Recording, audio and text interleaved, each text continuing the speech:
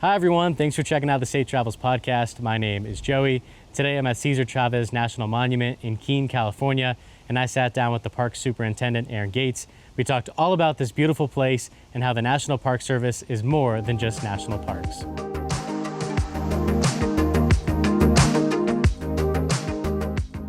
This park is beautiful, this national monument. I'm so glad you're here, and thanks for taking time to cover this. This is a really special place. You have a small but mighty team. Yes, we do. That works at this national monument. What has your journey been like getting here? I started in January of this year, so I've been here a little bit over 8 months, and I actually came from California State Parks, and I served at California State Parks for about 15 years. My last position right before I got here was Deputy Superintendent at Redwood National and State Parks, which is this really fascinating partnership. It's been around for 30 years. I like to call it a marriage, where it's almost like a Brady Bunch. So you have the National Park Service and California State Parks co-managing 133,000 acres of a redwood ecosystem made up of both national park land and California State Park lands. And they did that. They made that partnership 30 years ago because they realized while we may see borders and boundaries, animals and plants don't. And so in order to best protect this really essential piece of redwood ecosystem, there's less than 4% of old growth redwoods left in the world. So in order to best protect that ecosystem, doing it in concert with each other was the way to best take care of that land. I'm glad you said all that because I think oftentimes, especially as park goers like myself, and I'm sure you are as well, we think of the National Park Service and we equate that to just nature. And we equate that to preserving redwoods or preserving sequoias, which are right around the corner from here.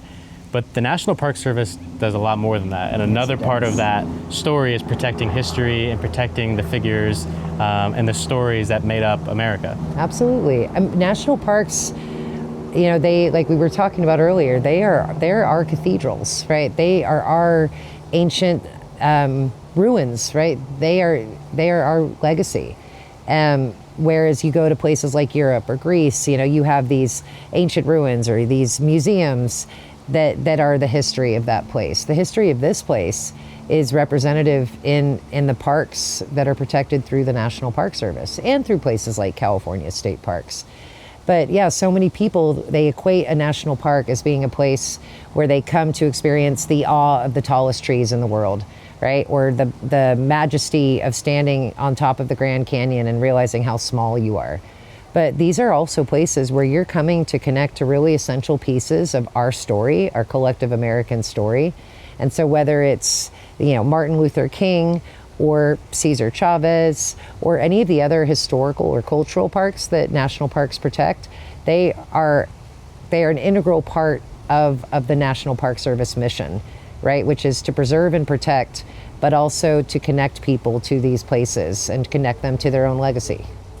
Talking about Cesar Chavez National Monument we're at now, when folks learn about the stories of the people that left footprints on these beautiful places and historic places in America, how do you think that adds to the experience for people who might drive by a national monument to get to their next national park? Why should you stop and learn about the history of the area you're in? That's a beautiful question, and especially because this almost acts like a commuter park, right? So a lot of people that are coming here, they are coming here in between visiting Sequoia and Kings Canyon or going to Death Valley National Park. And what they're getting a chance to do is I like to almost see our national parks as pearls, right?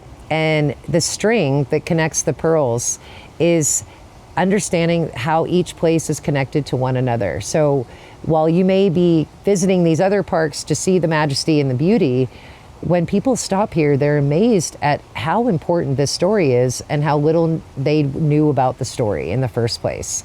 So I think that our little national monuments, they're almost like these little gems in between the pearls that are helping you connect to lesser known places, lesser known spaces, and lesser known faces. But by learning about those, you can better appreciate kind of the greater picture that is our American history and our American legacy as shown through the National Park System. You were selected as superintendent of this national monument this year. What did you know about Cesar Chavez prior to the appointment, and What have you grown to appreciate about his legacy? Oh, that's a big question. So I grew up in Southern California, 2.5 hours away from here. Spent my whole life being really familiar with his name, right? It's the name of streets, it's the name of neighborhoods, it's the name of holidays that I got to take off as a California state employee. So I knew the name, I knew it mattered, but I had no clue about the significance behind the farm worker movement and what his name represents. Because his name, like this park, is César Chávez National Monument. This isn't a monument that just tells his story. This is a monument that tells the story of thousands of people that came together to fight for the right of the very people that are putting food on our tables. And so I guess one of the first things that surprised me of coming here was how I didn't know anything. And kind of being almost a little frustrated that this was a part of history that was left out in my education. And then now the more that I'm here and the more that I learn about this story, I love that the thread, kind of the theme that runs through this entire story is this idea that ordinary people can do extraordinary things, right? This is the park where you come to connect to that idea that we all have an opportunity to leave a legacy. And so many of us are taught to think about our legacy in terms of property and prestige or money that we're going to leave behind.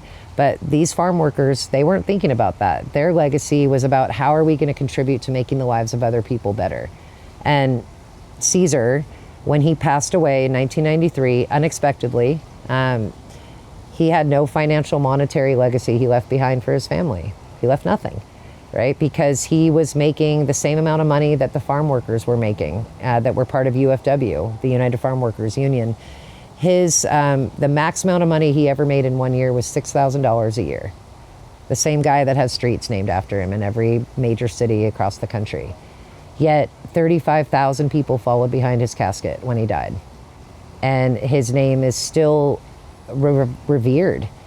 He's seen as the premier Latino civil rights hero of the 20th century, right? And so I think that's been the most surprising thing for me, is recognizing and then celebrating the fact that I get to work at a park that begs every visitor to come here and learn about the legacy of the people that came together on behalf of farm workers and how ordinary they were, and then be able to reflect and see themselves in that story and recognizing that they too could do extraordinary things. First of all, that was beautiful. And we're going to have another podcast talking much deeper into the legacy of Cesar Chavez's work. But you mentioned the monetary legacy that left behind. I think one thing that's important to note on that is Cesar's legacy isn't just a farm worker's legacy. It's an American story. Yep. And he opted to leave a well-paying job, to leave a legacy to lead and unionize farm workers that he knew were struggling. There's a phrase of those who carry the sack know what's in it. Yep. And Cesar grew up as a young farm worker and understood the hardship that those farm workers faced. And he opted to leave a well-paying job situated in Los Angeles to come here to Keene and chase his American dream of helping people. And I think that's a beautiful story for all of us to come and learn about. He switched the American dream, right? And I mean, I think that's what it takes, right? It takes, well, I'll go down that philosophical rabbit trail in a minute, but you know, you think about it, even in his early upbringing, right? He grew up in Yuma, Arizona. His parents owned property. He was used to a certain lifestyle. And then the Depression came down, you know, as it did on so many Americans, and they lost their property. And they were forced to get in their car and become migrant farm workers. So he stopped going to school at the age of 8th grade, right? So that was that first switch where he was familiar with one version of life, and then everything got taken away and he had to be familiar with a new version of life. And he worked in the farms, but then he worked his way up. And then, as you mentioned, like, he got to a position where he finds himself in LA living the other American dream, right? Where he's got money and he's got property, he's got prestige, he's taking vacations, he goes to the beach for a week every summer. And yet he was aware, that awareness of knowing that there were people out there struggling. And instead of him ignoring that, it compelled him to choose to think of the collective rather than just him as an individual. And that quote that's on the wall behind us, I'll read it in a minute, but in the Memorial Garden right here, we have a quote that's on the wall, and it comes from one of the things he said in 1968. And he said, "It's my deepest belief that only by giving our life do we find our life," right? That idea that to be of service is really the only way that we're going to truly feel a sense of satisfaction. It's not going to come in how many fancy cars we own, or how many great vacations we get to take. It's going to, that satisfaction, that deep-seated level of satisfaction comes when we know that we're contributing to the world being a little bit of a better place. I think, one parallel between a national park and a national monument, when you're out in the redwoods or sequoia, as we keep mentioning, we oftentimes have that inner self-reflection of when we're in the woods and when we're hiking, we feel that way. Right. We realize that's where we feel happiest, not when we're in our cozy environments or driving our cars or whatever that may be. And when you come here, you see that put to action, what that did, and the amount of people that support and love and are impacted today by Cesar's legacy. You told me a story this morning that was really touching, and I know you choked up about it, but some of the visitors that come here, they have parents and grandparents that were directly affected by Cesar's actions for the better. Can you talk about that? Absolutely. Yeah, I was mentioning the story was I was working on a Sunday, small but mighty team. So when someone goes out sick, I'm here. And I was giving a guided tour, and I was talking about farm worker conditions and what led to the farm worker movement. And a woman on the tour starts sharing about how she was a farm worker. And this woman was probably in her mid-60s.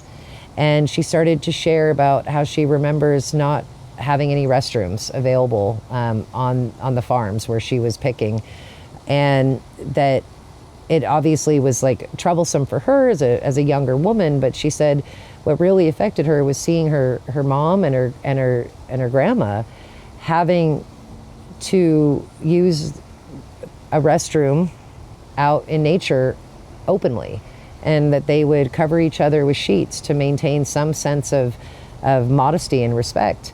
And those moments happen all the time here, where people will come here and they will share their personal connection to this story. There's another story where we just did a big program with some students in Arvin, which is right down the hill from here. It's a major farm worker community. And the students came here, they got to learn about the farm worker movement, and we're talking high school kids. And after they learned about this movement, one of the students told us how she always, I believe it was she always thought her dad didn't love her, because when her dad would come home from work, he wouldn't hug her. And she just assumed that he just didn't love her. And by coming here, she learned about pesticides, and she learned about how farm workers were sprayed. So they'd be out in their fields working, and the crop duster would fly by and just spray. And this was in the 80s. So now it's not anywhere near that, but there's still pesticides on these fruits and vegetables. And so her dad wasn't not hugging her because he didn't love her. Her dad wasn't hugging her because he didn't want to get her sick. And oh my gosh, right? Like, talk about power. Talk about the fact that this kid has lived for years assuming that her father didn't love her, when actually her father loved her so much that he didn't want her to get sick.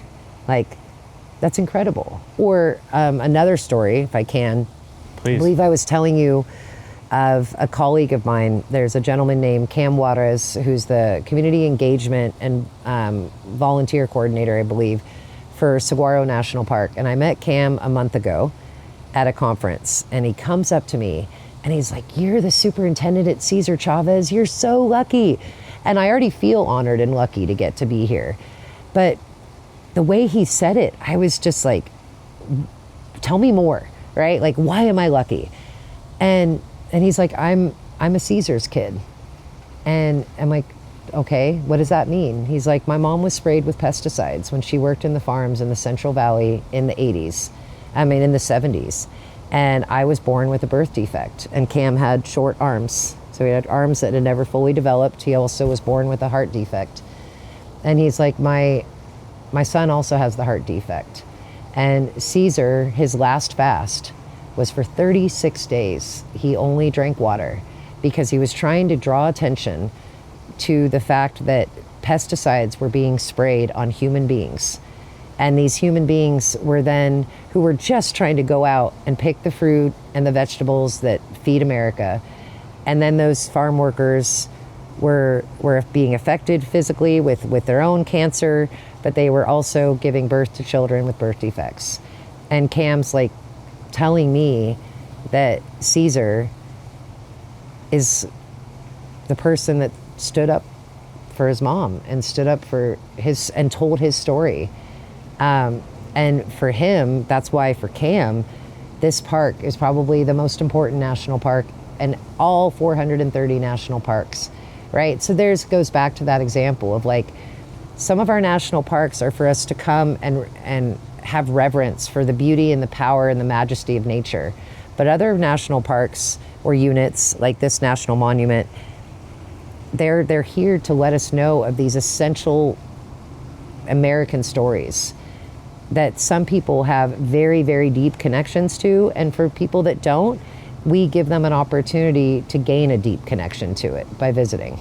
Absolutely. And Cesar, the story about Cam is beautiful. All the stories are beautiful.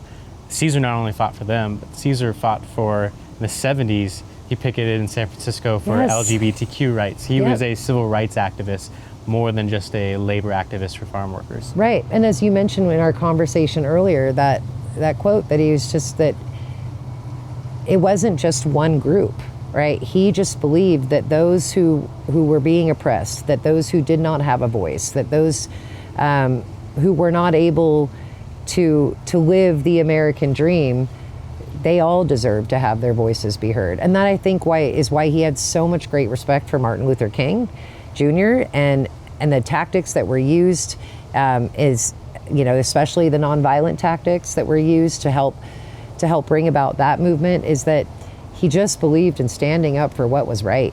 And it doesn't matter whether you're standing up for farm workers or standing up for you know, the racist segregational practices, you know, that were happening in our country, or you're standing up for lesbian and gay rights. He just believed that people deserve to have the right to live their lives, you know, in a way that reflected dignity and respect. This park is always significant and special, but does Hispanic Heritage Month that we're in right now, does that amplify that? I think it provides people that want to connect to more of that Hispanic and Latino heritage of this country. It maybe gives them some motivation, extra motivation, to seek out a story like you, right? It was part of your motivation to seek out this story.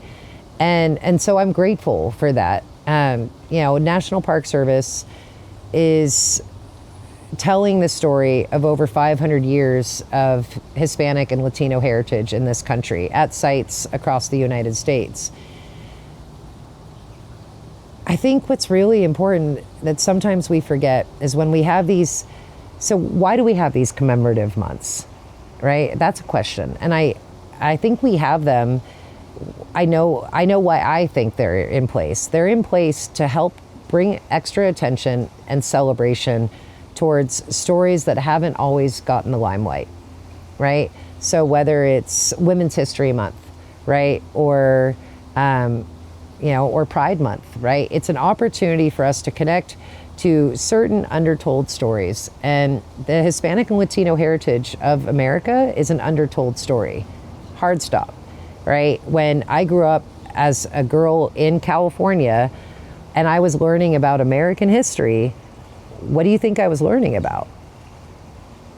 The East Coast, right? I was learning about the arrival of, you know, the Pilgrims, and that was the context of the story I was learning.